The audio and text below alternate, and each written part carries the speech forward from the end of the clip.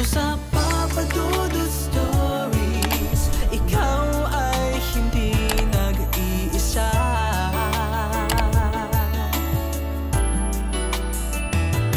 Dito sa Papa Dudut Stories, may nagmamahal sa'yo. Papa Dudut Stories, Papa Dudut Stories. Dear Papa Dudut, sa lahat po ng mga nakatutok ngayon, huwag pong kalimutan mag-like, mag-share at mag-subscribe. Maraming salamat po sa inyong lahat.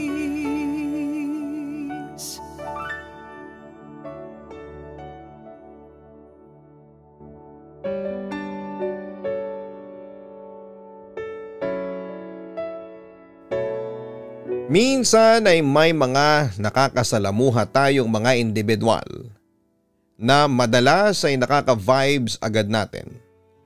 Lalo na at kung pareho kayo ng mga hilig. Ngunit paano kung ang akala mo na mapagkakatiwalaang nilalang ay may tinatago palang madilim na sikreto na maaaring magdulot sa'yo ng kapahamakan. Dear Papa Dudut, itago niyo na lamang po ako sa pangalang Becky. Currently working as a nurse sa isang ospital sa Mandaluyong. Since busy ako sa aking trabaho ay madalas ay wala na akong time para makipag-date or even meet a prospective partner. Well, hindi naman ako nagmamadali. So hindi ko din ito masyadong pinoproblema. Basta hindi lang ako dadalo sa mga family gatherings namin. Alam naman natin na madalas sa ganitong mga okasyon ay may mga intermitida tayong mga kamag-anak na kung ano-anong tanong ang ibabato sa iyo. Masabi lang na mas better ang mga anak nila. Sa totoo lang, sa ganitong mga bagay ako napipressured. Tipong wala pa naman sa plano mo yung mga bagay-bagay pero bigla kang mapapagawa ng desisyon dahil sa mga udyok sa'yo. Bakit ko nga ba nababanggit ito? Tukol kasi dito ang nais kong ibahaging istorya sa inyo, Papa Dudut. Sa edad kong 33 ay lagi nilang sinasabi sa akin na napag-iiwanan na ako ng panahon para makapaghanap ng aking makakasama sa buhay. Although hindi naman ako nagmamadali and hindi ko din naman ito priority sa buhay, ay may mga pagkakataon na napapaisip din ako sa kung ano nga ba ang pakiramdam na hindi lang mga pasyente sa ospital ang aking inaalagaan, kundi maging ang posibleng mabubuo kong pamilya sa hinaharap. Hindi naman po sa pagmamayabang, pero kahit papaano naman ay masasabi kong may maibubuga ako. Kumbaga ay may itsura at okay naman ang aking pangangatawan. Kaya hindi din naman imposible para sa akin ang makahanap ng magiging partner kung talagang gugustuhin ko. Kaya naman nang himukin ako ng aking mga katrabahong may pagka-Gen Z na mag-try ng mga dating apps ay naengganyo na din ako. Medyo hawak ko din kasi ang oras ko sa ganitong mga bagay dahil nasa akin kung kailan ko sila gustong sagutin sa mga messages nila. Tapos tamang swipe left and right lang pag vacant time. Medyo nakaka-enjoy din naman, pero parang nakaka-disappoint lang minsan kapag bigla ka na lamang i-ghost ng mga kausap mo dahil lang sa hindi ka agad nakaka-reply. Muntikan ko na nga din sanang sukuan ang pagsubok nito. At titigil na sana ako dahil parang sayang lang ang ini-invest ng time. Pero biglang dumating si Jack. Hindi po niya tunay na pangalan. Nung una ay medyo alangan pa ako sa kanya kasi masyadong friendly at feeling close. Kahit pa nga kakikilala pa lang namin. Nagtatrabaho daw siya bilang isang BPO agent sa may bandang BGC. And tulad ko ay nahikayat din siya ng kanyang mga katrabaho na mag-try ng ganitong apps upang makalimot sa kanyang huling relasyon at makahanap ng panibagong iibigin. Napaisip pa nga ako na baka red flag din siya dahil baka kapag na-fall ako sa kanya ay maging rebound lamang ako. Sinabi ko sa kanya ang aking concern habang hindi pa kami masyadong nagiging close at wala pang ligawang nagaganap. Tinawanan lamang naman niya ako. Ayon sa kanya ay hindi mangyayari yon dahil walang-wala sa akin ang ex niya. In fairness naman ay medyo kinilig ang ating ninyo sa sinabi niyang yon. Pero kahit ganoon ay may rule ako na bago magsimula ang ligawan stage ay magkita muna kami. Nagpasya kaming magkita sa isang mall. Dito ko napili dahil maraming tao. Siyempre safety first muna tayo dahil hindi ko pa naman siya talagang kilala in person. At posibleng iba ang ugali niya kumpara noong kausap ko pa lamang siya sa chat. Medyo na late ako noon dahil anong oras na akong nagising sa kadahilan ng puyat ako sa aking duty. Ayon kay Jack ay naroon siya sa isang restaurant naghihintay. Inilarawan naman niya ang kanyang kasuotan para mas madali ko siyang makita. Pagkadating ko doon ay agad ko naman siyang namataan. Nakatalikod siya sa akin kaya naman kinalabit ko siya sabay tanong kung siya ba si Jack. Pagkaharap niya sa akin ay parang napanganga ata ako dahil literal na siya ang dream guy ng karamihan sa mga kababaihan ngayon. Matangkad, maputi, may dimples at sobrang napaka-neat ng datingan niya. Literal na makalaglag panty ang kanyang itsura. Napaisip pa nga ako noon na napakabulag naman ang ex nito. Para pakawalan pa ang isang ideal guy na katulad ni Jack. In fairness naman po ay mabait siya sa personal kagaya ng kung gaano siya kabait kausap sa chat. Pero kahit ganon na parang may unsettling feeling sa aking kalooban. Na hindi ko maintindihan ay wala naman itong pinapakitang hindi maganda sa akin. Pero parang may kakaiba lang kasi sa kanya na hindi ko maipaliwanag. Since bagong kakilala pa lamang naman namin sa personal ay hindi ko na ito masyadong pinagtuunan ng pansin at pinagpalagay ko.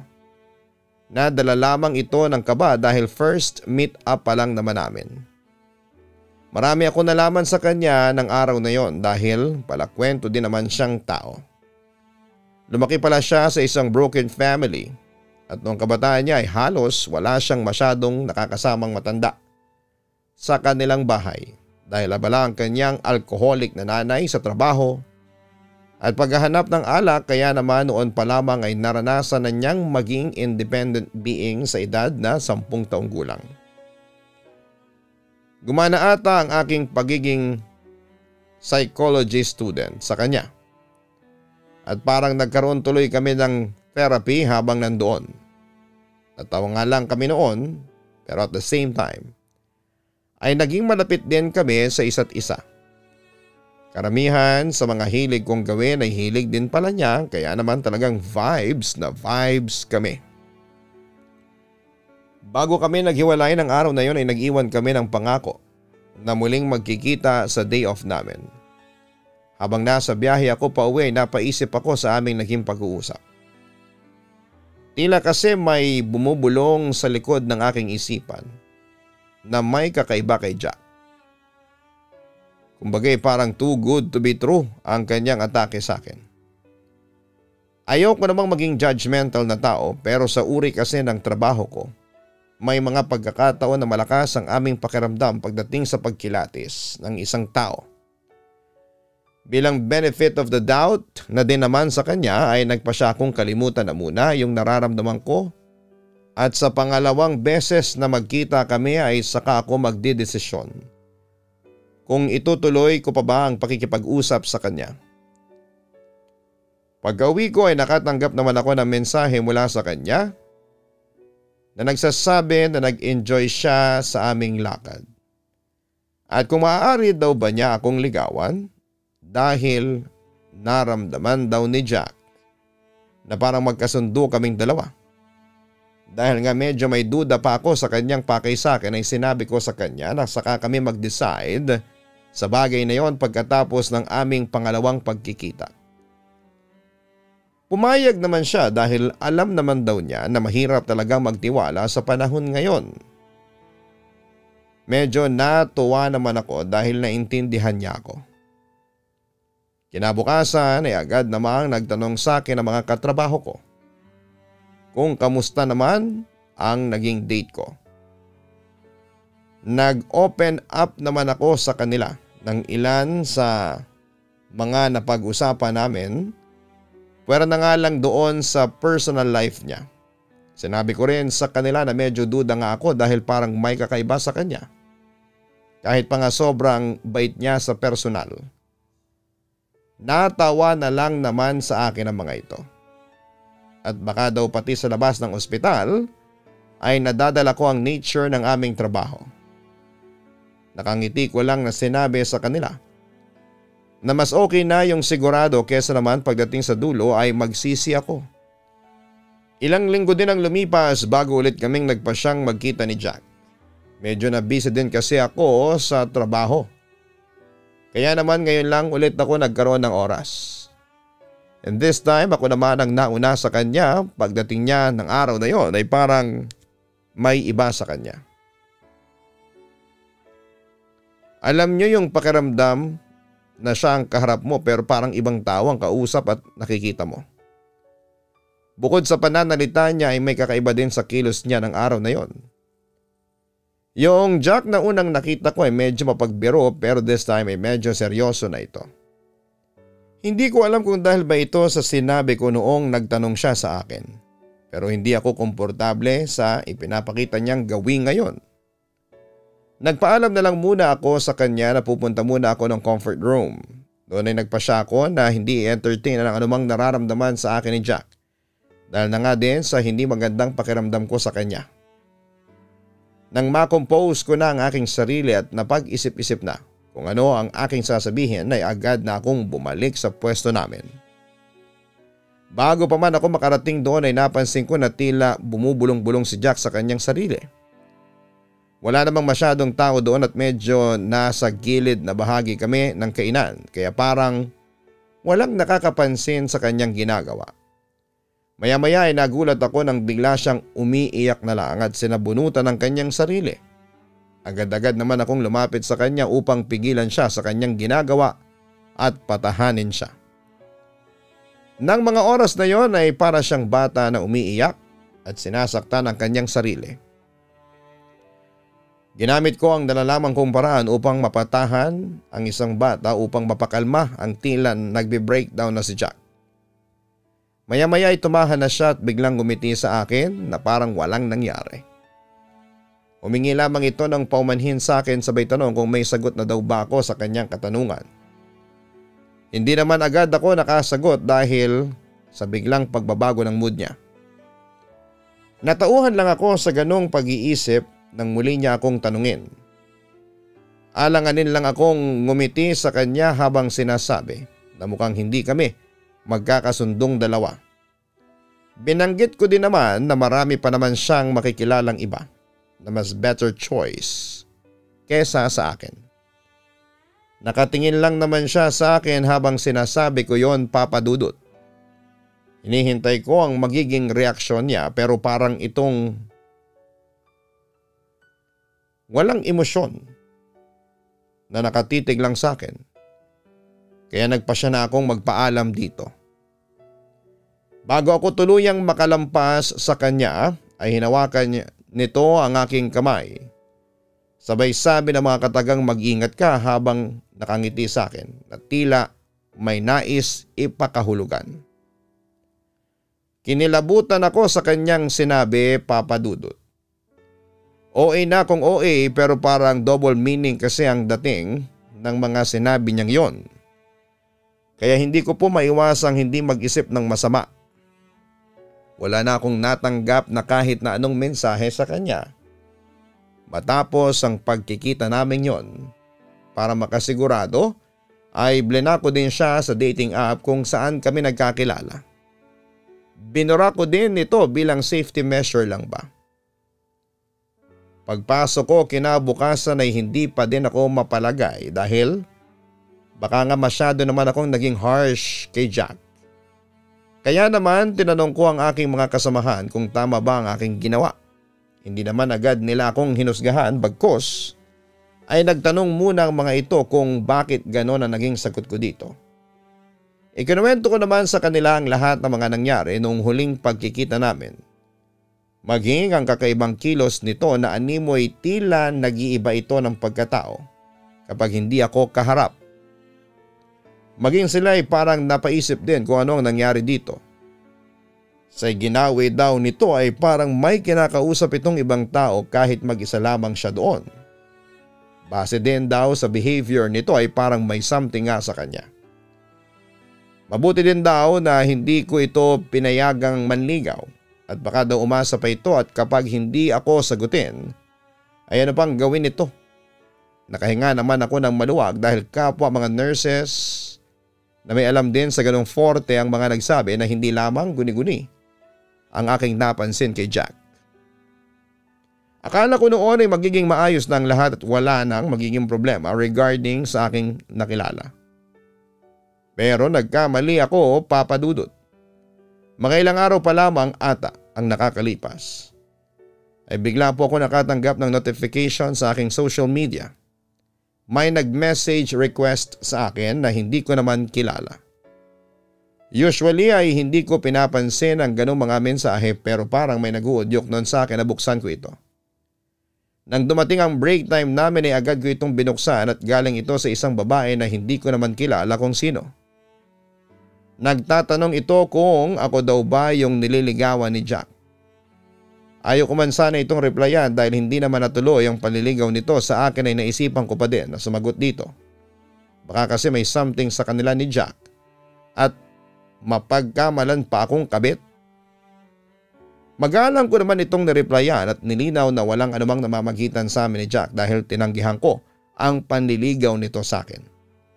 Binanggit ko din na wala na rin kaming komunikasyon kaya kung may relasyon sila ay wala siyang dapat na ikabahala sa akin. Ilang saglit pa ay nag-reply din naman ito sa akin pero kinagulat ko ang sagot nito. Hindi naman daw siya girlfriend ni Jack, nais lang daw niya akong balaan tungkol sa lalaki. Noong naging sila daw kasi nito ay bigla na lamang daw nag-iibang ugali ni Jack at kadalasan ay nauuwi sa pananakit. Kinailangan pa daw niyang ipabarangay ang naturang lalaki dahil lagi daw siyang sinusundan. Ilang mga naging ex na din daw nito ang kanyang nakausap at ganun din ang naging sitwasyon ng mga ito. Sinabihan ko naman siya na hindi ko naman ito sinagot at pinayagang manligaw kaya wala siyang dapat na ikabahala. Iba daw ang ugali ng lalaking yon. Kaya mag-ingat daw ako. May ugali daw ito na sundan ang kanyang nagugustuhang babae. At hindi daw ito basta-bastang sumusuko o tumitigil hanggat hindi nito nagagawa ang gusto niya. Nagyaya ding makipagkita sa akin ang aking kausap dahil may nais pa daw itong sabihin ngunit mas maganda daw kung magkaharap kami. Curious din naman ako sa nais pa niyang sabihin. Kaya naman pumayag ako makipagkita dito. Nang matapos kaming mag-chat ay hindi ko mapigilan na maparanoid dahil sa mga narinig ko. Posible nga kaya naguluhin pa ako ni Jack. Ilang araw din naman ang lumipas at wala nang paramdam sa akin ito. Gayunpaman ay hindi ko pa din maiwasang hindi kabahan dahil baka naghahanap lamang ito ng tiyempo at nagpapalipas ng oras bago gawin ang kanyang plano. Ito ata yung tinatawag na malakas talaga ang pakiramdam ng mga babae, lalo na sa pakay sa kanila ng mga lalaking kanilang nakakasalamuha. Natatawa na lamang ako sa aking sarili dahil kung ano-ano ang naiisip ko. Nag-focus na lamang ako noon sa aking mga trabaho at medyo excited pa nga dahil hindi ako night duty ngayon at kahit papaano ay maaga ang uwi ko. Mga lampas 6:00 na ng gabi nang nakalabas ako ng araw na yon. Madilim na din sa paligid pero safe naman ang aking pakiramdam dahil madaming tao ang nakakasabay ko. Lalakad pa kami kasi patungo sa sakayan pauwi kaya naman in-enjoy ko na lamang ang paglalakad habang nagmu-music pa. Hindi pa man ako nakakalayo doon ay naramdaman ko na parang may sumusunod sa akin. Ayaw ko mang mag-isip ng masama ay pumasok agad sa aking isipan si Jack. Naalala ko biglang nabanggit ng ex niya. Kinabahan tuloy ako at baka eto nang binabanggit niya.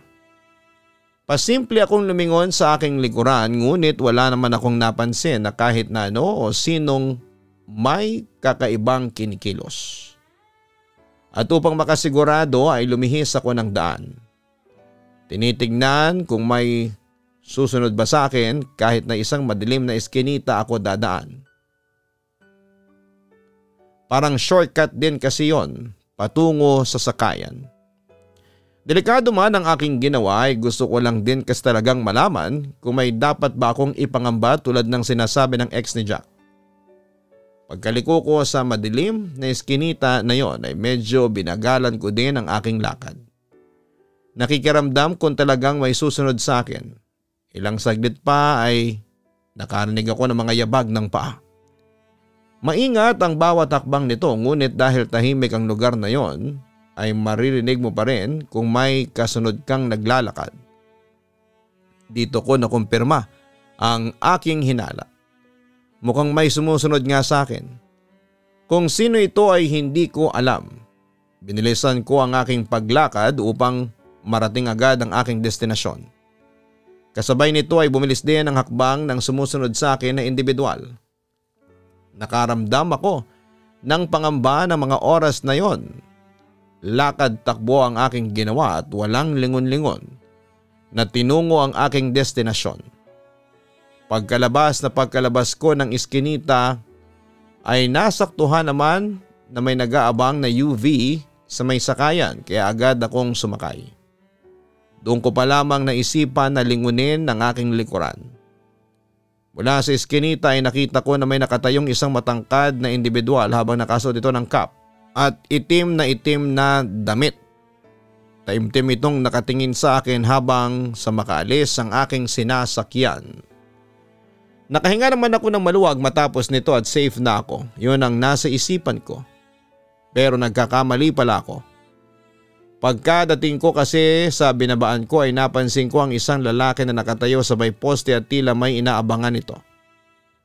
Bandang 8:00 na rin yun ng gabi at tanging ang ilaw na mula sa kinakatayuan na lamang nito ang siyang nagsisilbi kong liwanag ng gabing yun.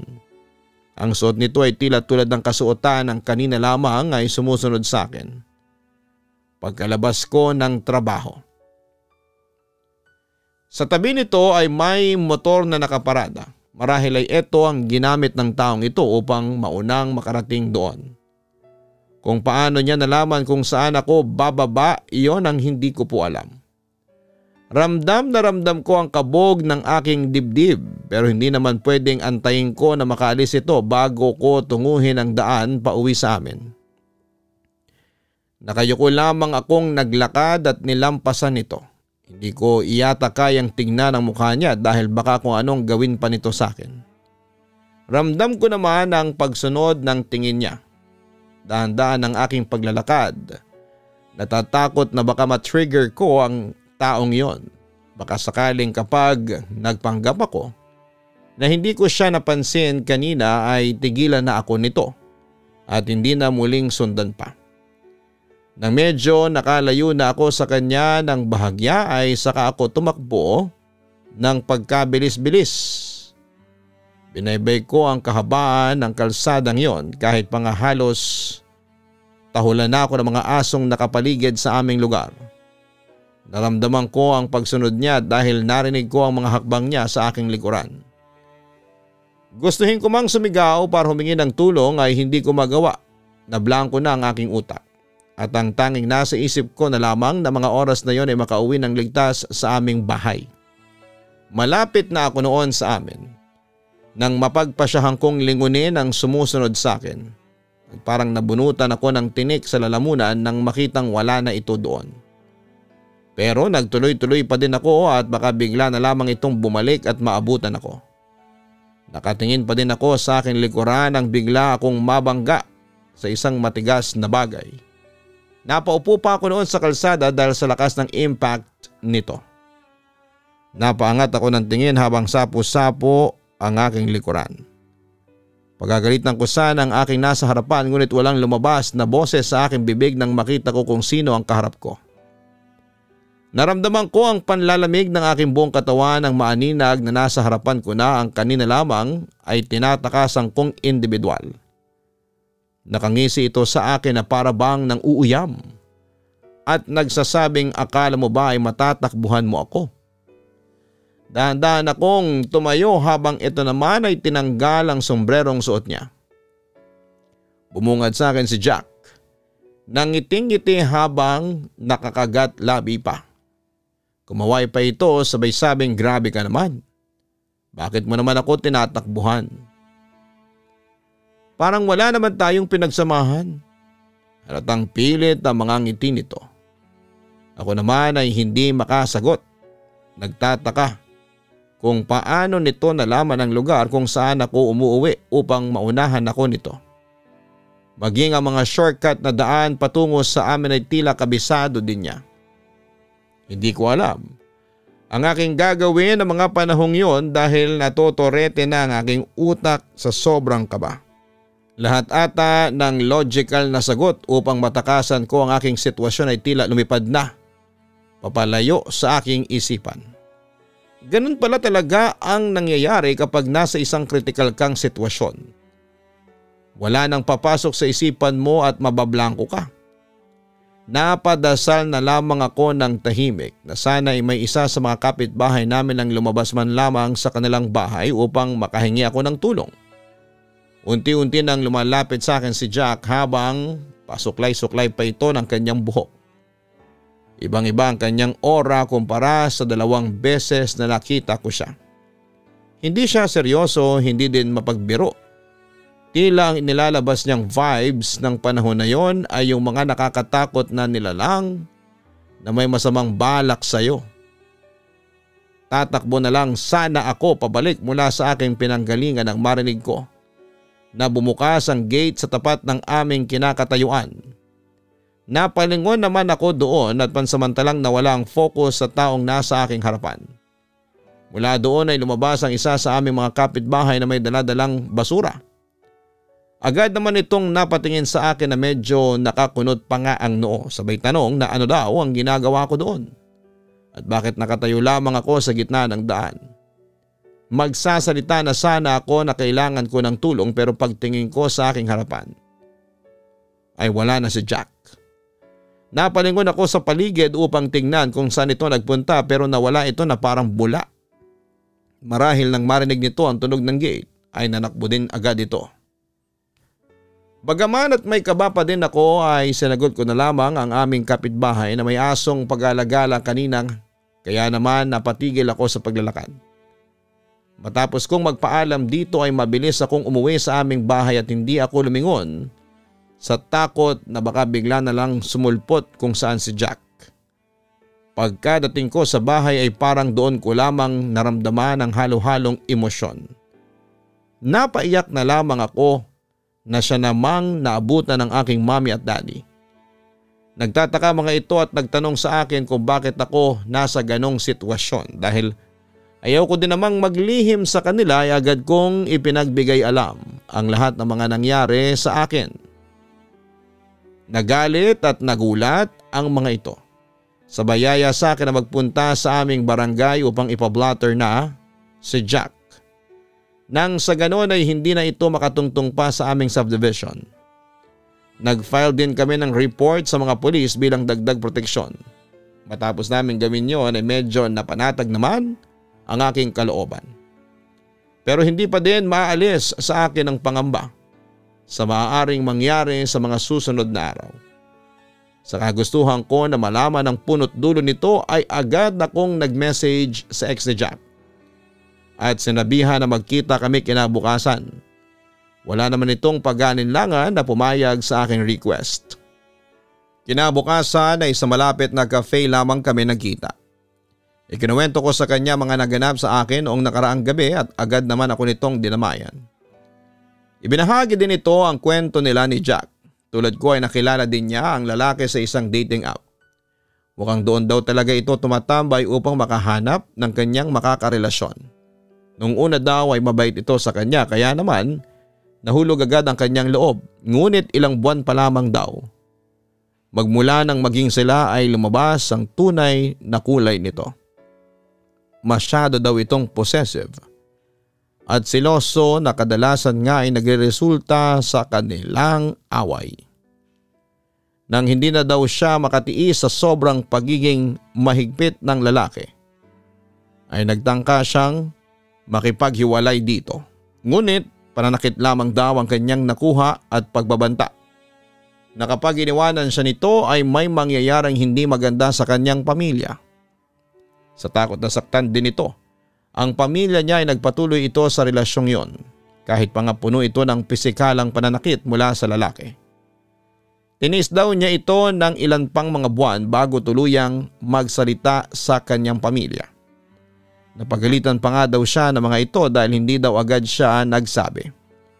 Ora mismo dahil agad nilang nireport si Jack sa mga pulis at sa kanilang barangay upang hindi ito makalapit pa sa kanya. Matapos naman daw nito ay tanging mga pagbabanta na lamang ang kanyang natatanggap. Ngunit hindi na ito naglakas loob na humarap o lumapit pa sa kanya. Dito daw siya gumawa ng sarili niyang pagsasaliksik kung bakit ganoon ang kinikilos ni Jack. Napag-alaman niya na may history daw pala talaga ng mental health problem ang pamilya nito. Simula sa kanyang alcoholic na nanay dahil nga daw madalas na naiiwanang mag-isa si Jack. Tila gumawa ito ng sarili niyang mundo kung saan siya lamang ang naroroon.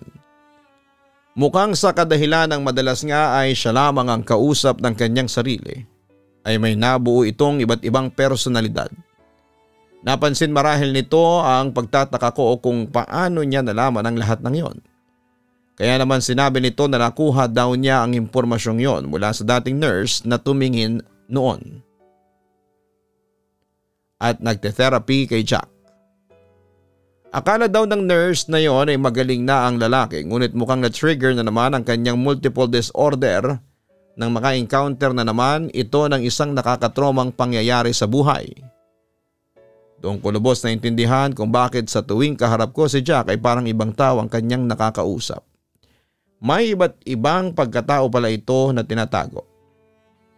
Batay na din sa sinabi ng ex niya ay nasagot ang katanungan ko noong nakaraang gabi kung paanong nalaman ito kung saan ako nakatira gayong hindi ko naman nabanggit ang eksaktong lokasyon ng aming lugar. Ayon kasi dito ay kapag may nagugustuhan daw itong isang tao ay agad nitong inaalam ang bawat detalye tungkol sa individual na yon.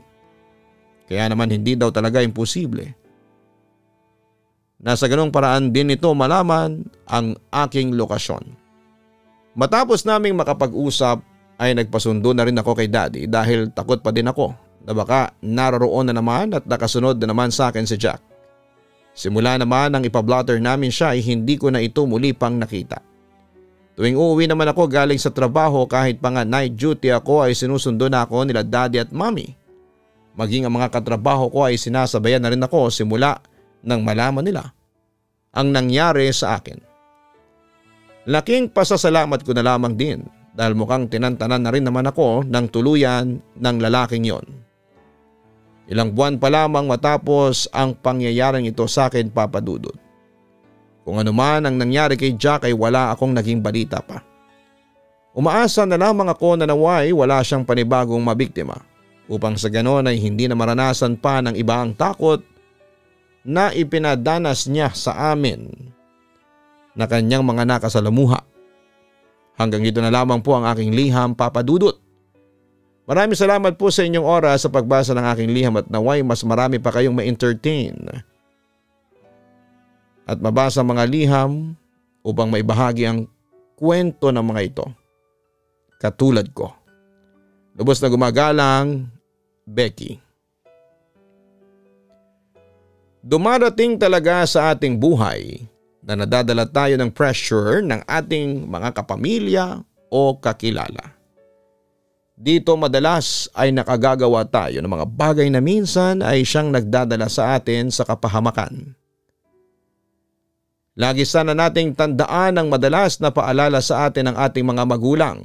Huwag tayong basta-bastang magtitiwala sa ating mga nakikilala, lalo pa nga at kung ito'y sa likod ng screen lamang. Dahil sa panahon ngayon, wala nang imposible at madali na lamang para sa iba na gumawa ng kanilang mga peking katauhan. Hanapin kami sa Spotify, Papa Dudut Stories.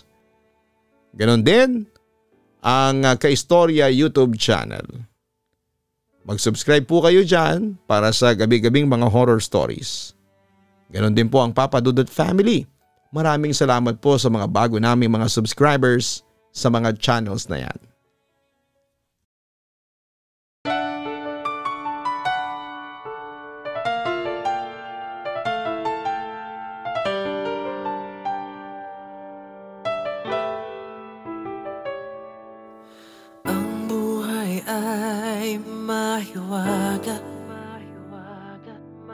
Laging may lungkot at saya sa Papa Dudut Stories. Laging may karamay ka.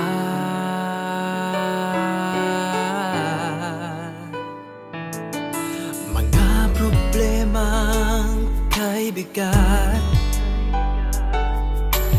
dito ay pakikinggan ka. Sa Papa Dudut Stories, kami ay iyong kasama. Dito sa Papa Dudut Stories, ikaw ay hindi nag-iisa.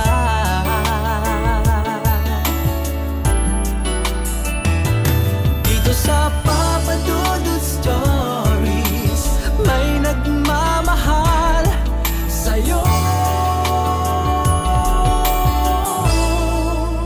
Papa Dudut Stories, Papa Dudut Stories,